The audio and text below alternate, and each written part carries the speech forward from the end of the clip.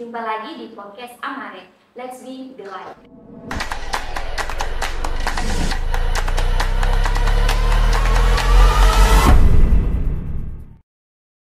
Oke, pada kesempatan ini kita akan ngobrol bareng dengan narasumber kita yang sangat spesial kali ini bersama Ibu Shirley dan ditemani oleh Pak Usman. Halo. Nah, pada podcast kali ini kita ingin berbagi bersama Ibu Shirley. Berbagi apa nih Bu Kiki? Berbagi ilmu tentunya. Apalagi Soalnya kalau berbagi sembako tuh saya ketar-ketir. Kan nggak bawa soalnya. Oke, Bu. Jadi bukan sembako, Oh, iya. tenang aja. Jadi kita akan minta trik bisnis nih sama Ibu karena Ibu kan ini seniornya gitu loh. Jadi di sini Bu Shirley akan berbagi pengalaman terutama bagi mahasiswa di prodi kewirausahaan, dan kebetulan Bu Shirley ini sudah mengampu kuliah di prodi kewirausahaan selama beberapa bulan nih. Jadi kayaknya kurang nih Bu ilmunya. Jadi saya rasa mungkin podcast ini yang melengkapi semuanya gitu ya. Maksudnya walaupun nanti teman-teman mahasiswa ya Pak Usman ya, mungkin merasa waktunya tuh sangat-sangat singkat kayak gitu ya. Tapi kembali lagi bahwa memang Bu Shirley juga punya kesibukan gitu kan Bu Shirley. Oke, tapi begini Bu, ngomong-ngomong mengenai bisnis ya, karena di prodi kewirausahaan sendiri kita memang punya kurikulum yang sudah mengatur beberapa hal terkait perencanaan bisnis dan sebagainya. Tapi terkadang memang segala teori-teori yang dipunya itu terkadang rasanya mungkin kurang cukup. Kalau misalnya ditambah lagi harus ada yang berbagi, seperti pada kesempatan kali ini kita bisa sharing gitu ya, terutama bagi mereka yang masih bingung nih Bu untuk memilih bagaimana sih memilih bisnis, apalagi mereka masih pemula gitu, masih ibaratnya masih mahasiswa gitu kan, dan otomatis kan segala pengalaman juga masih kurang sama gitu kan. Jadi gimana nih Bu menurut Ibu? Okay, when we talk about entrepreneurship, ya, ada sebuah quote yang mengatakan, being an entrepreneur, it's about a lifestyle, ya, gaya hidup. Jadi bukan cuma sekedar kita terima ilmunya apa, ya kan? What is in science, ya kan? Ilmu tuh nggak ada apa-apanya. Tapi harus ingat juga, tanpa ilmu kita nggak akan mungkin berkembang. Ya, jadi dasarnya memang harus ilmu, ya kan? Dan juga sama dengan lifestyle kita. Jadi pinter ya, sehari-hari langsung lihat tuh, oh, ini peluang usahanya dengan itu aja sih. Jadi yang harus ditekankan dalam wirausaha itu adalah satu, pintar melihat peluang dan memanfaatkannya. Karena kalau hanya melihat aja tanpa memanfaatkan, apa gunanya, kan? Oke, jadi ternyata Pak, memang selama ini juga mahasiswa-mahasiswa kita kan juga sepertinya juga melakukan hal yang sama nih Bu Shirley, melihat peluang begitu kan. Tapi kembali lagi Bu, nah peluang yang seperti apa sih? Mungkin karena kan yang ibaratnya Bu Shirley kan punya pandangan yang lebih luas nih terkait bisnis. Nah, mahasiswa kita di sini kan terbatas nih. Nah, boleh contohkan Bu, misalnya peluang-peluang bisnis yang seperti apa kira-kira Bu?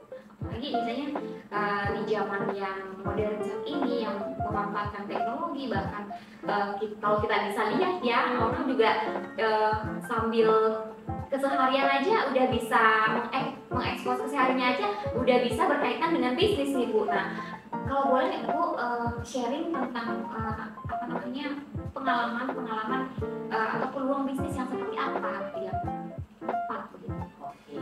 Berbicara tentang peluang bisnis yang tepat, tentu tuh formulanya kan beda-beda nih ya. Oke. Iya, kadang bagi seseorang tuh udah tetap di sini tapi yang lain enggak. Karena kalau semua tuh mau jadi pengusaha ya kan siapa yang jadi konsumennya? Iya ya kan. Jadi memang tuh udah benar. Di mana-mana tuh harus ada jadi pengusaha dan harus ada yang jadi konsumen. Jadi memang nggak semua orang ditakdirkan untuk menjadi pengusaha. Ya. Nah, dari sekian orang yang kira-kira bisa menjadi pengusaha yang baik itu memang banyak hal yang menentukannya. Tapi misalnya gini ya, kita ini kan di ISB ini kan mahasiswanya tahun pertama dan kedua kan tinggal di asrama ya. Iya betul. Nah, kenapa Anda lihat? Di asrama itu kan orang yang bukan barang ya. Iya betul. Apa mereka mohon? Nah, bayangkan sekian ratus mereka. Coba, itu kan peluang. Ya kan? Iya. Kita mau misalnya gini, kita mau tawarkan aja mereka jasa cuci baju. Misalnya gini loh, ada kan anak-anak yang nggak bisa pulang gitu loh. Karena rumahnya jauh. Iya. Dan mereka nggak mau juga nyuci di dalam asrama gitu dengan beberapa alasan tertentu. Jadi kenapa yang setiap minggu tuh pulang dia nggak tawarin, udahlah sini bajumu aku cucikan, ya kan nanti kamu bayar ke aku. Iya Iya betul ya. kayak gitu loh, salah satu peluang. Terus ini lagi di asrama itu tiap bulan kan rata-rata apalagi kalau yang laki-laki itu kan harus potong rambut gitu loh. Iya. Iya kan, kenapa ya nggak ada yang mau beli satu razor aja terus dia belajar gunting rambut. Iya lah kan, teman-temannya kan tuh bisa dibabat habis rambutnya kan sekali babat biasanya udahlah karena kita temenan kamu bayar berapa? Biasa bayar berapa sih mungkin kalau di luar? Kurang lebih. Mungkin Pak Usman kali Mana ya? Pak Usman kan tentang laki-laki nih. Coba. Kalau untuk pangkas rambut di sekitar Bengkayang itu ya, itu sekitar 20.000 Nah, per kepala. benar itu 20.000 mungkin. Taruhlah ini masih latihan jadi rada miring kiri, miring kanan. Enggak masalah kan nanti bisa dibenahi ya. Taruhlah mungkin dia ya 5.000 sampai 10.000 lah. Ya kan tapi dia udah lebih handy ya kan. Lebih banyak kepala yang dia pegang, dia jadi lebih pintar. Karena modalnya cuma razor doang ya kan. Belajar pangkas tuh gampang banget. YouTube tuh bertebaran ya kan. Gitu. Jadi kayak peluang-peluang itu. Nah, itu kan buat laki-laki, buat perempuan gitu. Ya kan gimana? Misalnya di sini kan yang aku dengar tuh mama-mama mereka tuh kan pada pintar masak gitu. Kenapa mereka nggak misalnya bikin abon atau sambal apa kayak gitu ya kan? Iya. Mas aja gitu nih, mungkin packagingnya masih yang sederhana kali ya. Tuh, dan kan bisa dijual sebagai teman makan nasi. Tahu lah nasi anak asrama kayak apa. Murah meriah aja gitu. Jadi kita nggak perlu yang anak-anak asrama tuh kita aja berbisnis. Mereka juga kan ada melongo, ya kan. Tapi kalau yang kayak gini yang kecil-kecil gitu, why not gitu. Nah, jadi teman-teman juga harus bisa melihat peluang itu, apalagi yang tinggal di asrama ya. Iya, ini baru yang di asrama. Oke. Ya, kalau di luar lain lagi. Gitu. Jadi ini bocoran nih ya. Bocoran. Sebenarnya tuh kalau saya lama di sini, saya mau ngambil tuh bisnis ini. Wow. Cuma kan ya, maksudnya kan jangan kemaruk. Gitu. Iya. Jadi saya kasih bocorannya udah, kalian diperhatikan saja gitu. Oke. Nah, Bu, itu tadi kalau misalnya peluang bisnisnya yang di asrama ya. Iya. Pak Usman, Betul sekali. itu tadi bilang bahwa ada beberapa hal yang bisa dilihat di situ, Iya. bisa dilihat nih teman-teman. Nah, tapi kalau untuk di luar sendiri, kira-kira peluang bisnis apa yang bisa ibu lihat lah, apalagi kan kemarin sempat jalan-jalan ya ke Jagoy, kemudian sempat juga ke Kucing gitu ya, jadi bisa tahu sedikit lah apa peluang yang bisa dibuka untuk bisnis ya. Nah, kita sekarang bicara saat ini ya, Bu. Iya. Ini after COVID ini benar-benar dunia usaha kayaknya kan kayak gitu ya kan, karena mengalami banyak kelumpuhan setelah beberapa saat tidak beroperasi.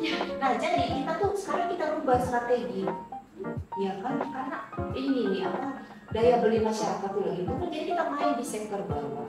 Jadi misalnya nih, Kiki, kalau kita tuh buka misalnya laundry gitu, jangan main di laundry atas yang perpotongnya misalnya perpotong 20.000. Orang kan, waduh, sepotong aja dia harus bayar 20.000, mana mampu deh. Ya kan main di laundry kiloan gitu. Iya. Gitu. Terus juga misalnya buka usaha yang kayak makanan gitu. Ya kan? Kita gunakan teknologi yang ada. Nggak usah kayak kita misalnya buka warung gitu mahal, ya kan? Karena kita harus gaji orang. Kenapa nggak kita buka PO aja dari rumah? Ya kan? Kita misalnya nih, kita pinter masak apa? Coba makanan kesukaannya Pak Usman apa coba? Kalau saya sih Bu ya, kalau makan kesukaan saya ya sederhana aja sih, yang menu ayam kayak gitu. Macam ayam. Iya, betul. Kalau Bu Kiki? Kalau saya mah biasa ikan kayak gitu ya Bu, yang kayak misalnya yang kalau boleh dikatakan yang simple aja lah, kayak misalnya yang udah datang di rumah terus kita langsung santap aja kayak gitu kan, misalnya ini ayam kayak gitu kan, yang bakso kayak gitu. Itu sih. Nah, yang kayak menu-menu rumahan itu kan yang digemari, karena pada akhirnya kan orang bosan tiap hari dia jajan di mana. Jadi oke, kenapa tidak menu rumahan ya kan? Terus tapi kita jangan kayak misalnya, masalahnya kan sekarang orang kalau buka warung, buka kantin susah, iya kan? Harus punya tempat, bayar sewa berapa, bayar pekerja berapa. Enggak usah. Kita bikin dari rumah aja gitu. Jadi misalnya, oke, sehari itu saya misalnya mampu masak 10 porsi. Ya udah ditawarin, gunakanlah handphone ya. Ini barang ini. Udah zaman sekarang tuh jualan udah lewat ini. Udah nggak bisa lewat mana ya kan? Tawarin lah. Misalnya hari Senin tanggal berapa tuh dibuka ini. Udah fotonya dicantumin ya, PO gitu. Jadi kita tuh masak sesuai pesanan, ya kan? Jadi kita bisa nyetel gitu. Kiki, bahan bakunya kita itu nggak ada sisa gitu. Iya, itu betul juga Bu ya. Jadi tidak usah besarnya paling modal di bahan baku ya, bahan baku ya. Apapun data itu kan udah pasti, maksudnya kita masak sesuai pesanan. Selesai masak kita tidur. Nah, kita nggak harus kerja terus gitu loh. Betul sekali. Menunggu pelanggan datang, aduh capek deh, nggak caranya lagi gitu loh. Nah, tadi jadi kayak misalnya kalau dibilang mahasiswa kita bilang itu sulit gitu ya, sebenarnya itu letaknya di ide aja ya Bu ya, ide kita mau ngapain nih, apa sih yang kamu suka masak ya udah kamu masak gitu ya.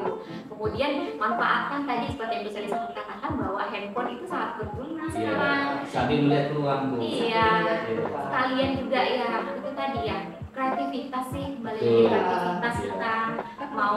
Kadang kan memang yang namanya bisnis ya pasti banyak kan pesaing gitu kan, apalagi kalau misalnya yang makanan bakso ataupun ayam geprek ataupun semacamnya lah gitu kan pasti banyak.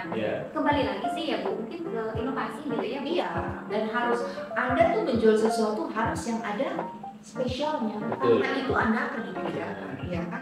Misalnya nih jual bakso, biasanya isinya apa tuh di dalam? Kamu kan bisa coba, misalnya isinya apa gitu, dikasih variasi gitu. Kuncinya memang mau belajar. Di YouTube kan banyak tuh, contoh-contoh bikin apa. Belajar ada di situ, ya kan? Tapi memang sekali lagi ya Bu Kiki, harus kita sadari bahwa tidak semua orang terlahir bisa jadi ya. Jadi yang nggak bisa nggak apa, jadi konsumen. Nah itu tadi, jadi teman-teman ini udah dapat bocoran yang kedua nih tentang peluang bisnis ya, bisa dari Pak Usman. Nah kembali lagi, kalau misalnya nih kan ini namanya bisnis pemula, otomatis kan pasti ada rasa bosan kayak gitu kan bagi konsumennya kalau mau beli gitu kan. Nah kira-kira Bu, kalau misalnya bagaimana sih triknya supaya kita tahu nih kayaknya ini bisnis saya kayaknya udah mulai menurun nih, kira-kira apa yang harus dilakukan oleh seorang pebisnis Bu kalau misalnya dia sudah mengalami hal yang seperti itu? Ya kan biasanya ada bisnis yang seperti itu kan? Ya, itu sangat umum. Ya, karena sekali lagi kita soal bisnis itu kita bicara juga tentang ini ya, tentang persaingan. Kan di mana-mana tuh orang kan bersaing ya. Mau persaingan secara sehat bisa, persaingan tidak sehat juga bisa, ya kan? Nah, tapi yang kita lihat di sini adalah soal kuncinya cuma satu sih, inovasi, dan inovasi. Ya, selalu harus mau membuat sesuatu yang lain gitu. Jadi makanya kuncinya kita tuh kalau kita buka bisnis nggak bisa juga begitu kita cuma seharian ngurusin bisnis kita, belajar terus ya kan, mengikuti up to date news ya gitu. Jadi kita sekarang tuh ternyata lagi tren gini gitu. Banyak orang ya kan terlena dalam bisnisnya yang mereka ciptakan sendiri tuh udah nggak belajar. That's why tuh suatu saat udah mereka stuck. Sementara pesaingnya bisa yang rajin belajar tuh lebih pintar lagi. Betul. Berarti kalau misalnya boleh dikatakan begitu pada saat kita sudah melihat adanya tren turun, mereka kan udah siap-siap loncat nih seperti Bu ya.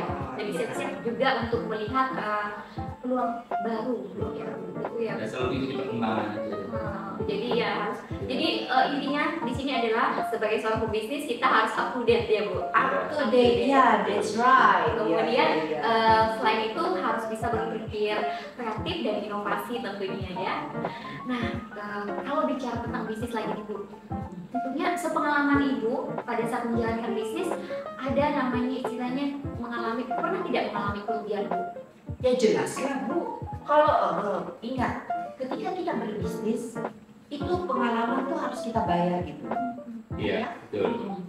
Bayangkan Bu, ya kita kan sekolah nih, Iya. kan SD, SMP, SMA, S1, S2, S3, S4 sampai S5 Samsung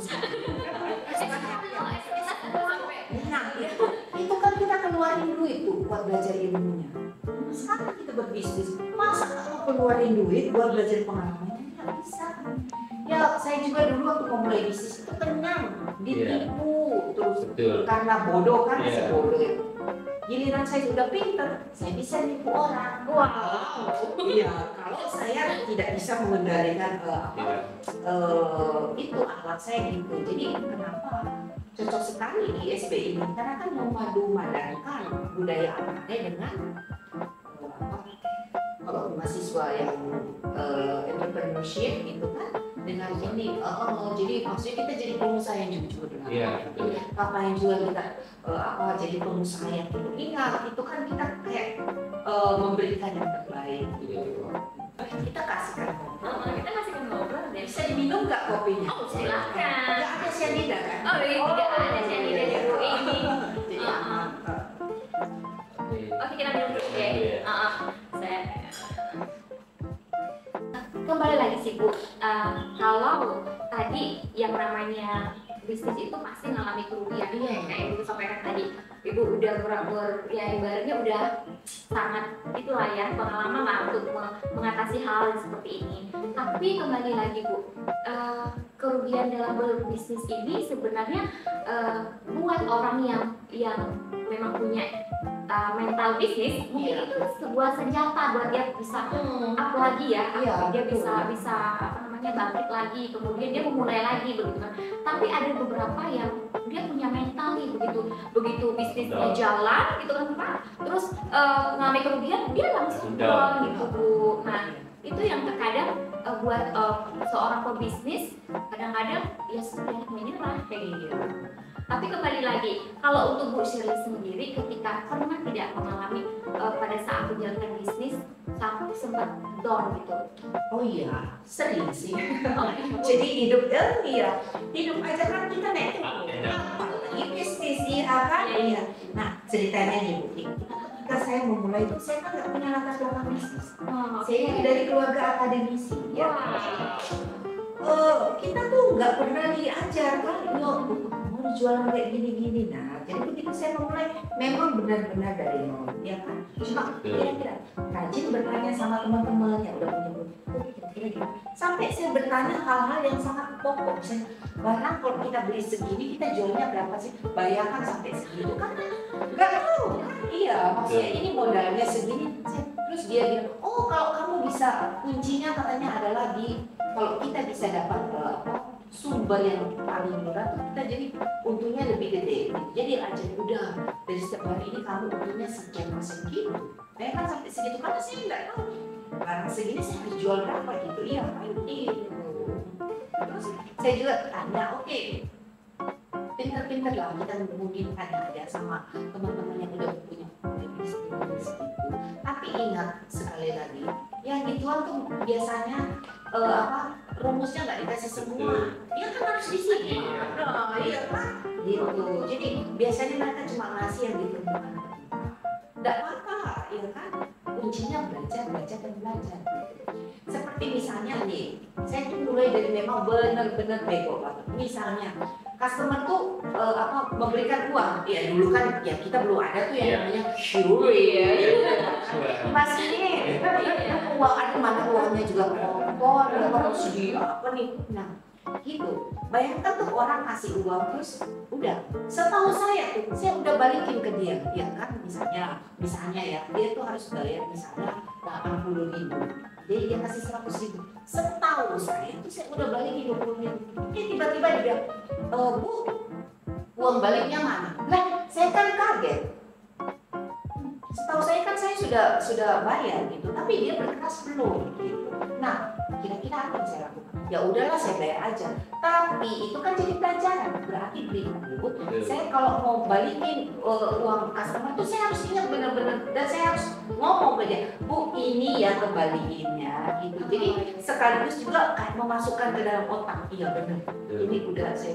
Jadi jangan cuma dikasih gini aja. Karena kalau cuma dikasih gini dan otak kita nggak cukup kuat untuk ingat, ya dia bisa bilang kita belum kasih balik gitu. Apalagi dulu kan Pak Usman belum ada tuh ya yang namanya CCTV. Iya. Ada bukti. Iya kan. Tapi kalau kita misalnya untuk hal-hal yang sederhana aja kayak gitu, balikin uang customer tuh. Kita sambil ngomong ke diri sendiri, sambil ngomong ke dia, Bu ini ya balik uang kembalinya gitu. Jadi itu. Hal-hal yang kecil kan memang saya mulai benar-benar dari nol gitu. Buat Buki, menarik sekali nih Buki. Kalau kita lihat dari cerita dari Bu Sir tadi ya, bahwasannya Bu Sir ini bukan dari keluarga pebisnis. Artinya semua orang tuh bisa punya peluang untuk berwirausaha seperti itu. Terutama untuk mahasiswa kita juga nih. Ya karena sepemahaman saya ada beberapa mahasiswa kita yang merasa untuk berwirausaha karena tidak punya latar belakang keluarga bisnis seperti itu. Iya, Iya. sama sekali enggak. Iya. Nah, saya ini mau cerita nih. Iya. Sebenarnya cerita saya jadi mulai bisnis itu sebenarnya dimulai dari bangku kuliah gitu. Oke. Bisnis pertama saya mau tahu apa tuh? Ini sebenarnya bisnis dalam tanda kutip. Apa sih? Saya udah jadi rentenir. Wah. Iya, jadi sebenarnya gini. Nah, ketika saya kuliah tuh kayaknya semester 2 gitu ya. Ada kakak tingkat saya gitu loh. Mereka tuh pintar-pintar. Mereka tuh menjalankan bisnis kayaknya dulu gini loh. Pak Usman, tahu nggak ada dulu bisnis yang tuh tiap hari orang setor kayak 1.000. Iya. Terus nanti misalnya akhir tahun kayak Natal gitu kan. Mereka bisa dapat misalnya kue, bisa dapat minuman. Itu dulu berpuluh-puluh tahunnya. Aku nggak tahu ya sekarang bisnis itu masih ada atau sudah Masih ada kayak itu masih ada ya. Masih ada arisan ya. Itu tuh sistemnya itu mereka Barang untuk banyak jadinya. dan itu yang mengelola itu dia tiap hari itu dia samperin tuh orang. Hari jadi ibu, dia kan ibu rumah tangga dia, Bu 1.000 jadi semua dicatat. Keren ya Bu? Itu yang lakukan tuh kakak tingkat saya itu coba, mereka pintar. Nah suatu ketika kan mereka kekurangan modal gitu. Saya juga baru tahu tuh ada bisnis gitu, jadi mereka pergi ke saya, bisa pinjam dong duit gitu ya. Aku pikir, nah itulah aku kan masih mahasiswa, udah tahu tuh. Aku bilang, oh iya terus udah nanti kamu dapat 20% bunganya dibayar. Aku masih ingat banget, aku ingat banget. Mereka pertama pinjam 1 juta.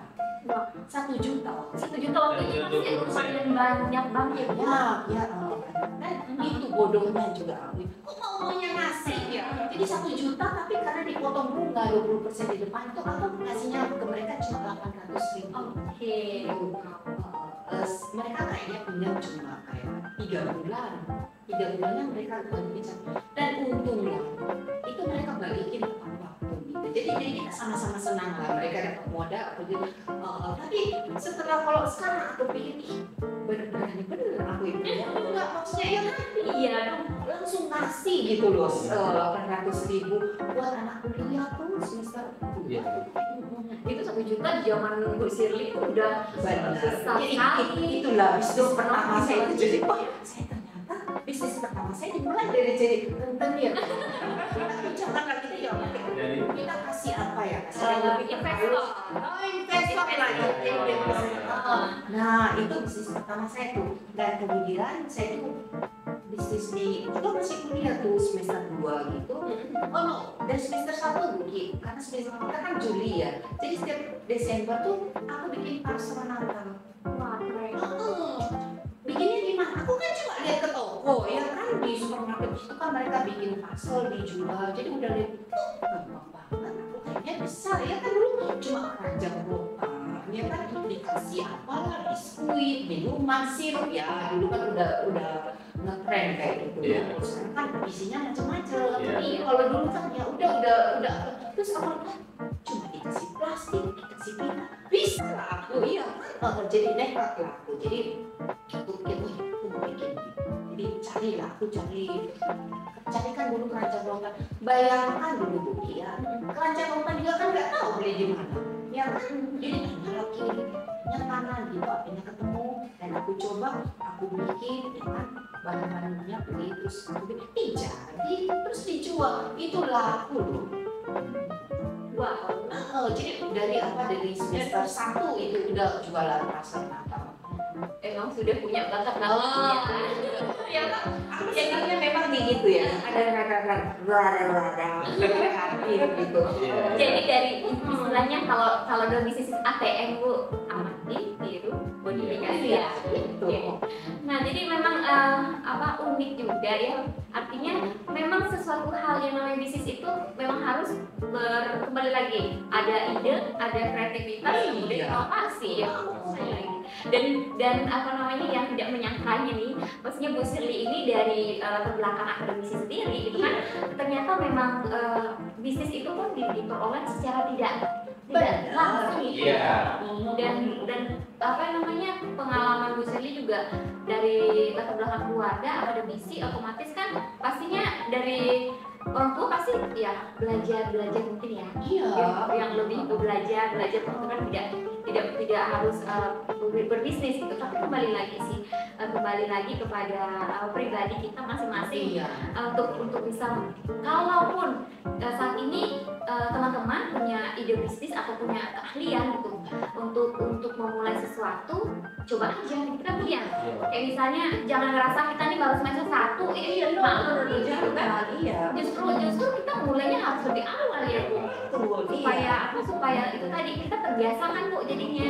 Nah seperti yang Bu Shirley jalankan, ternyata hal ini menjadi satu hal yang kalau boleh dikatakan ide bisnisnya mulainya berawal dari situ. Jadi ide bisnis itu pertama nggak mulai dari sini, meniru kan, pergi kan waktu itu pergi ke supermarket terus lihat parcel mereka jual begini, kayaknya aku juga bisa bikin, iya kan gitu. Jadi sekali lagi ide bisnis itu gak harus selalu kan kadang kita tuh terlalu mulu-mulu apa ya bisnis mungkin mau naik roket ke Mars, nggak usah mulu. Kalaupun ada nggak punya tuh Cina keliling terus kan, kenapa tidak ada meniru dia ya kan, kalau Anda bisa meniru lah. Betul sekali Bu Shirley, apa yang disampaikan Bu Shirley ya. Kalau di zaman dahulu kan ada anggapan bahwa untuk berbisnis itu harus benar-benar dari keluarga latar belakang bisnis. Tapi sekarang kan bisa dilatih, bisa diajar, bisa ditiru. Semua orang tuh bisa untuk melakukan wirausaha seperti itu. Tidak harus dari keluarga bisnis dulu. Karena kalau gitu kan nanti semua bisnis itu cuma turun-menurun. Betul. Apa ya namanya? Nepotisme. Enggak lah. Jadi memang saya benar-benar dari keluarga akademis. Cuma sekali lagi, itu latar belakang pengetahuan itu sangat amat membantu. Ya kan? Hitung-hitungan kita tuh udah harus jalan gitu loh. Kalau kita nggak sekolah, ya gimana tuh mau ngitungnya ini jernih ya kan? Jadi gini loh, misalnya kayak kita mau belanja kan aku lihat misalnya contoh ya parcel tadi kan, aku sekali lihat kan udah di sini tuh udah harus masuk biskuit seharga segini. Jadi ini di otak udah mulai jumlahnya berapa, jadi untungnya berapa gitu. Udah dibayangin. Kalau kita nggak sekolah, ya gimana kita juga lihat itu, kita nggak bisa proses, jangan-jangan malah kita nggak sekolah ya kan. Jadi memang harus sekolah gitu. Tentang pendidikan tadi, nah kan kalau boleh dikatakan artinya ditambah lagi nih Bu, kalau kita bicara tentang pendidikan di Santi Buana kan udah punya prodi kewirausahaan nih. Betul, keren ya. Nah, di sini juga mahasiswanya juga sudah diajarkan berbagai teori-teori tentang kewirausahaan. Kemudian tambah lagi memang di prodi kewirausahaan sendiri itu memang mewajibkan mahasiswanya untuk di asrama. Iya. Tapi kembali lagi di asrama itu untuk membentuk apa sih, Osman? Ya, untuk membentuk karakter dari mahasiswa itu sendiri. Hebat ya, jadi dari berbagai sisi diasah ya. Kurang apa coba? Iya, Bu. Iya. Itu tadi makanya dari sisi mental mereka sudah dapat dari dosen-dosennya begitu ya. Tapi kembali lagi ketika di asrama mereka juga dididik secara semacam kedisiplinan juga ya Pak. Kemudian mereka juga harus ya semacam Manajemen waktu. itu ya waktu itu penting ya Bu kan. Satu hal yang Kita bisa keteteran, ya, kuliah nggak selesai, ya pekerjaan di asrama keteteran ya, jualan juga rugi. Nah itu coba yang bisa lebih jelek dari itu. Iya kan? Nah, kalau Ibu sendiri nih berada di Satibuana, terutama di prodi kewirausahaan, Ibu bisa melihat selama ini mahasiswa-mahasiswa kita, kalau boleh dikatakan mereka belajar pada saat di mata kuliah, terutama mata kuliah yang Ibu Shirley aku ini kan berkaitan dengan event manajemen ya, dan sesuatu hal yang saat ini sangat populer gitu Bu, dan kalau boleh dikatakan ini kan bisnis yang mungkin Bu Shirley lebih banyak tahu dibanding saya gitu ya, tapi boleh dong sedikit kasih gambaran bagaimana sih bisnis ini menjadi satu hal yang ya boleh digeluti terutama untuk mahasiswa kita. Oke, berbicara tentang event management ya, sebenarnya kita kan kayaknya dalam keseharian tuh kan. Betul. Ini tuh yang namanya acara tuh makes us happy, makes us Yeah. joy, ya Yeah. kan? Coba Kiki, ya kan? Pak Usman, Yeah. kalau bilang, yuk Pak kita ke acara ini, langsung apa seneng kan? Ya senang Lah, iya kan? Itu fun, itu Yeah. joy gitu ya. Jadi pertama-tama tuh acara kita tuh dalam masyarakat modern itu sekarang memang udah bersanding ya dengan unsur joy-nya itu. Betul. Jadi kan baru mikirnya aja itu kita udah seneng. Bagaimana lagi kalau kita menikmatinya ya kan gitu. Jadi dalam event management itu kita diajar gimana kita merancang sebuah acara yang dimana semua yang terlibat itu sama-sama happy lah. Gak usah susah-susah Bu. Kita mulai aja dari rumah. Misalnya kita mau arrange ulang tahun apa ibu dan bapak kita. Misalnya perkawinan, gitu kan? Ulang tahun perkawinan. Kita mau bikin surprise. Gimana cara kita misalnya menyiapkan itu, ya kan, undang tamu, siapin cateringnya kayak gitu. Jadi itu pasti kepake semua. Jangan dipikir-pikir, wah, yang kayak event itu kayak misalnya gede-gede, kayak mau arrange olimpiade. Waduh, kayaknya tuh jauh amat, gak bisa lah. Kita tuh hidup di Kalimantan Barat. Bukannya nggak mungkin, tapi jauh gitu ya. Olimpiade itu kan udah kelas apa gitu. Mulai dari event-event yang ada di apa? Di Lingkungan. Iya. Karena aku lihat tuh kekurangan mahasiswa kita tuh selalu berpikir yang jauh di ujung sana. Iya. Mereka tuh udah mau rapat, nggak bisa. Kalian benahi dulu yang dipikir-pikir itu, ambil. Seiring waktu udah pintar di situ baru bisa berkembang. Jadi jangan dulu ke pulang. Kalau ke Pontianak aja belum gitu kurang lebih ya. Oke, berarti ya adik-adik atau teman-teman yang kalau ngomongin masalah bisnis tadi yang mikirnya udah jauh, Iya, harusnya mikir yang ya sederhana dulu ya. Iya. Hal-hal yang bisa reachable, Iya. ya kamu bisa mencapai gitu. Jangan kamu pikir ya kita kan bukan Elon Musk ya yang mau ke Mars gitu, masih terlalu jauh gitu ya. Iya kan, yang kita bisa lah. Karena kenapa Bu Kiki? Ketika kita melakukan satu langkah kecil dan kita bisa capai, itu membuat kita percaya diri. Sehingga kita mau berlari berikutnya, ya kan? Tapi ketika kita udah jauh, gimana mau terbang kalau kamu jalan aja belum? Ya kan? Iya. Jadi buatlah satu langkah kecil dulu, capai itu dan itu menimbulkan kepercayaan. Lalu kita mulai ke bisnis selanjutnya. Pasti itu sejalan waktu bisa.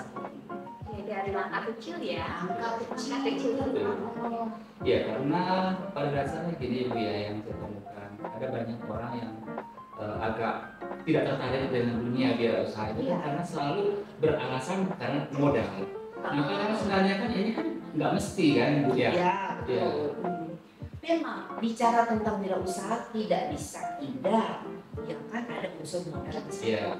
Kalau mau gampang sih, kalau mau cepat sih gampang Pak Usman. Iya. Apa tuh Bu? Kamu kawin dengan orang kaya. Tapi kan nggak bisa. Iya. Ya kan? Iya. Enggak, itu Iya. nggak semudah itu ya. Iya. Enggak. Jadi yang paling pertama, karena kita lihat, ya kan, orang yang kaya pun juga modalnya seabrek-abrek itu bisa juga fail ya. Di zaman saat ini kan begitu banyak sumber modal. Contohnya loh Pak, saya aja dulu kan saya jadi investor. Ya kan? Iya. Iya. Iya. Gitu. Tapi kan nggak bisa. Itu kan bunganya kebangetan 20% gitu. Aduh kalau saat ini mungkin saya Jadi miliarder. gitu. Gitu. Jadi enggak. Kalau masalah modal sekali lagi banyak kok Pak Iya. sumber-sumbernya banyak ya kan. Betul. Kalau tadi bicara modal memang sih yang namanya usaha itu pasti perlu modal. Iya. Kemudian mungkin Bu Shirley bisa apa namanya memberikan trik bagaimana Nah, menemukan investor. iya. Nah, investor saya yang pertama tuh saya mulai dulu dari lingkungan keluarga saya. Oke. Untuk pertama tuh ya, saya ingat saya mulai bisnis tuh saya mulai bisnis waktu itu saya minjem dulu ke kakak saya. Mereka ngasih gitu ya. Mereka ada dua kakak saya mereka ngasih gitu. Tapi kita sistemnya bagi hasil gitu. Iya. Karena mereka kan nggak mau jadi mereka bilang ya udahlah kalau kita rugi sama-sama, kalau untung ya untung sama-sama gitu. Jadi memang benar saya itu dulu juga mulai dengan minjem gitu. Iya. Jadi semua perlu modal ya. Perlu modal karena modal saya itu nggak cukup untuk usaha pertama saya itu. Jadi memang selain keluarga kita juga harus punya relasi ya, intinya tadi itu untuk mengembangkan bisnis Iya, kita iya. ya. Artinya menjaga bisnis itu mulai dari kita punya modal dulu, ya. Kemudian pertama tuh ada idenya dulu ya Bu. Ada ide. Iya.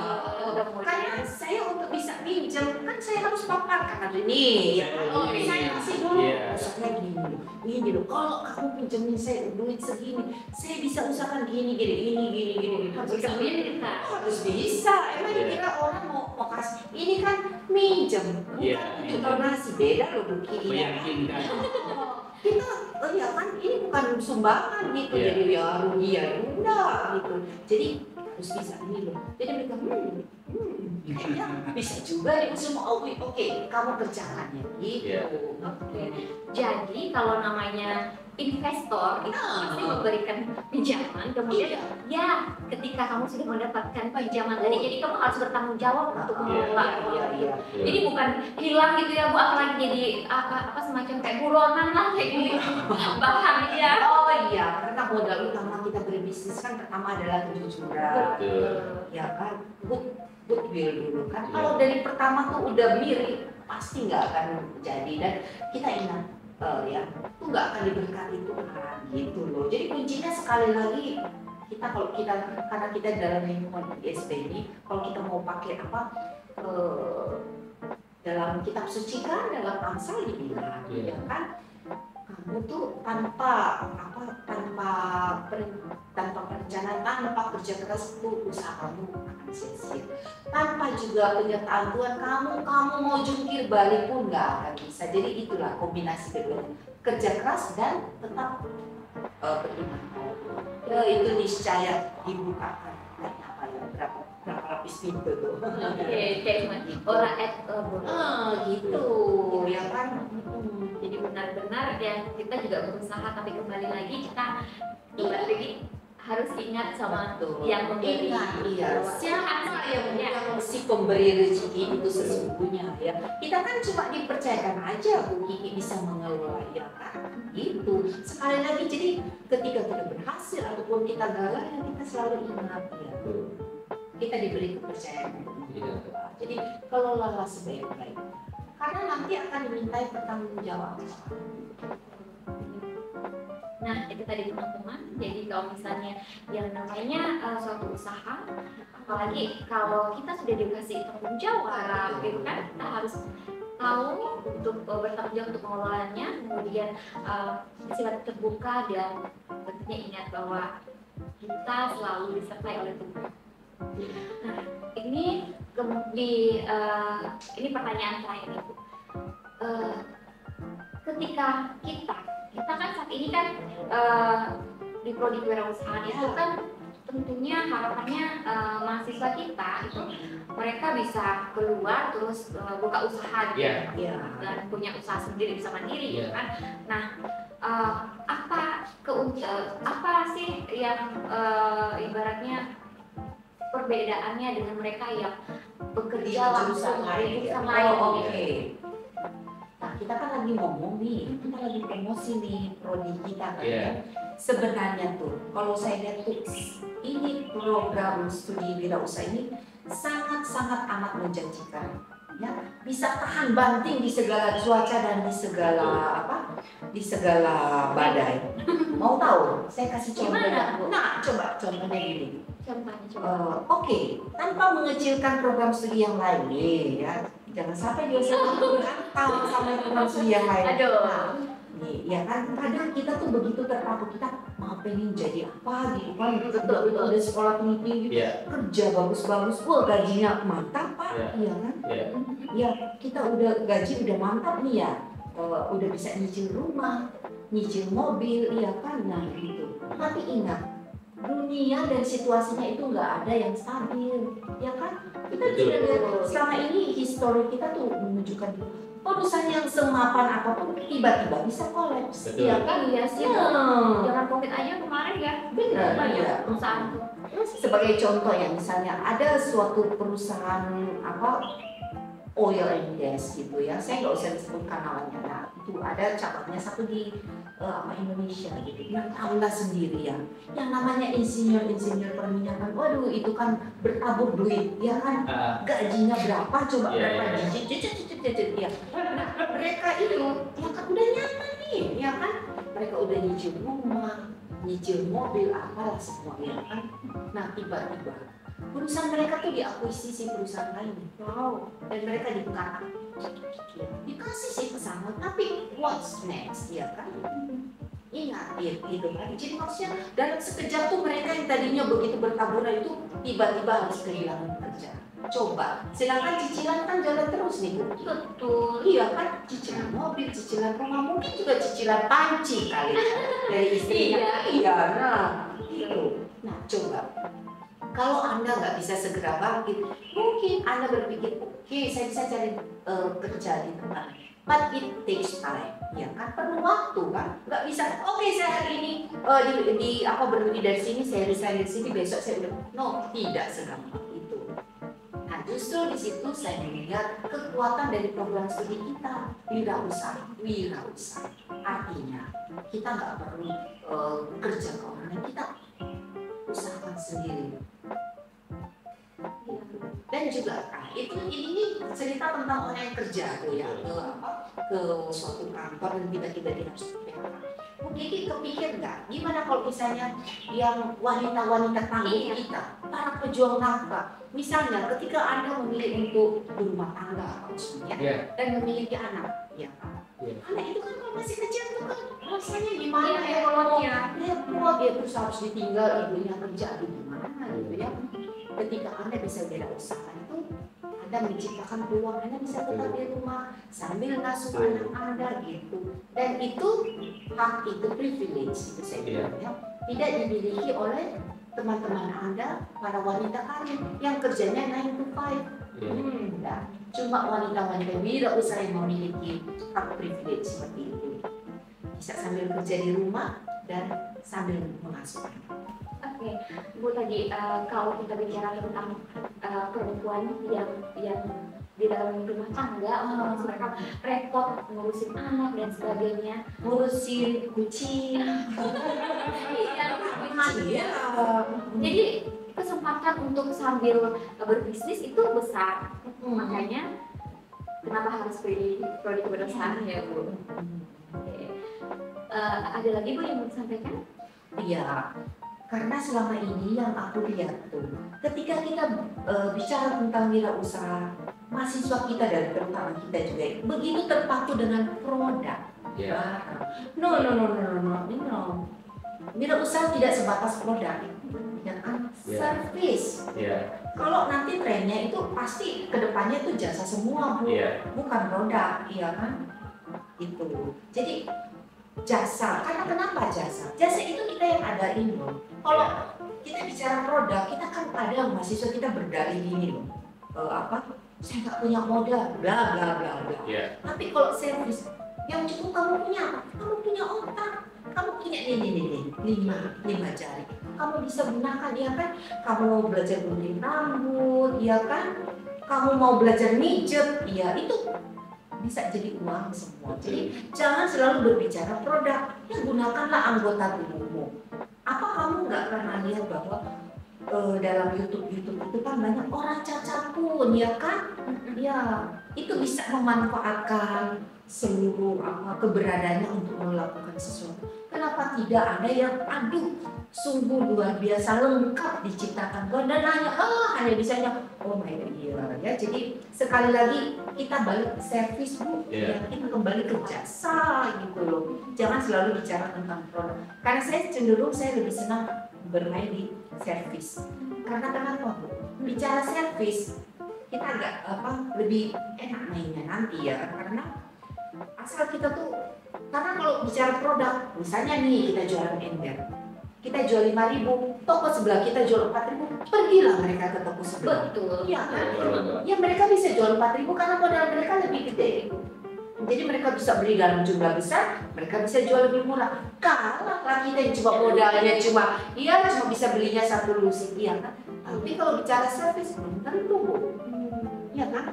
Iya. Kalau misalnya aku gunting rambut, aku tuh servisnya ya udahlah ya, aku tambah pijit dikit lehernya, ya kan? Ya udah, ya kan? Nggak bisa dibanting lah, iya gitu. Apalagi kalau misalnya pijitan enak ya Bu. Kayak gitu terus kita senyum, ya kita baik ke itu. Jadi kan pelanggan lebih, wah kayaknya lebih nyaman nih. Kayak gitu, Bu. Jadi sekali lagi jangan main di produk, mainlah di jasa. Oke, jadi triknya adalah saat ini kita mulai melihat peluang dari sisi bisnis jasa. Iya, sebagai contoh nih, Bu, di luar negeri itu lagi tren apa professional organizer. Itu orangnya apa? Kalau kita bisa, dia cuma nata-nata rumah aja. Dia beresin barang-barang kita. Karena tuh orang di luar negeri itu begitu sibuk, dia nggak punya waktu lagi nata barangnya. Jadi kita tuh bukan cuma sekedar nata-nata. Itu kita harus bedakannya dengan cleaning service. Cleaning service mah dia cuma bersihin ya barangnya di situ, dia letakkan lagi di situ. Tapi kalau professional organizer, dia akan bikin suatu sistem tertentu sehingga kita tuh gampang ya kalau masak kita rapi, dia jadiin dapur kita, jadi kita cuma perlu cukup ini lemari pakaian kita juga dia bantu membuang barang-barang yang kita nggak butuhkan itu, sehingga hidup kita jadi lebih berkualitas gitu. Itu professional organizer itu, Bu, benar-benar lagi booming di luar negeri. Itu modalnya apa? Udah buat itu nata rumah gitu. Kreativitas, iya kayak gitu.